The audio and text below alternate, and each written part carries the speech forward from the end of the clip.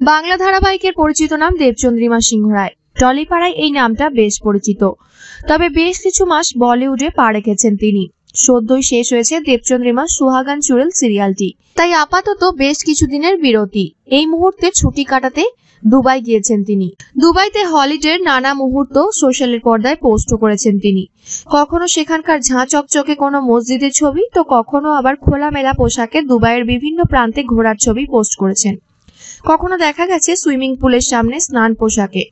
এবার দুবাইয়ের 13,000 ফিট উপর থেকে ঝাঁপ দিয়েছেন অভিনেত্রী। না অন্য কিছু না, আসলে তিনি এসব স্কাই ড্রাইভিং এর জন্য করেছেন।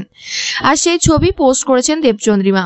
ক্যাপশন দেন, feel the fear and do it anyway, মানে ভয়কে উপভোগ করুন, তা সে যেভাবেই হোক। তবে শুধু দেবচন্দ্রিমা না, দুবাইতে গিয়ে এদেশের বহু তারকাকে এই অ্যাডভেঞ্চারে অংশ নিতে দেখা যায়।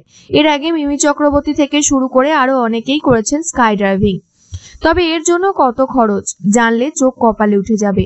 মাত্র 15 মিনিটের জন্য এই ধরনের অ্যাডভেঞ্চার গেমের জন্য লাগে 45,000 টাকা। আর ঘন্টাখানেক এই স্কাই ড্রাইভিং এর মজা নিতে গেলে আপনার 2 লক্ষ টাকাও খরচ হয়ে যেতে পারে।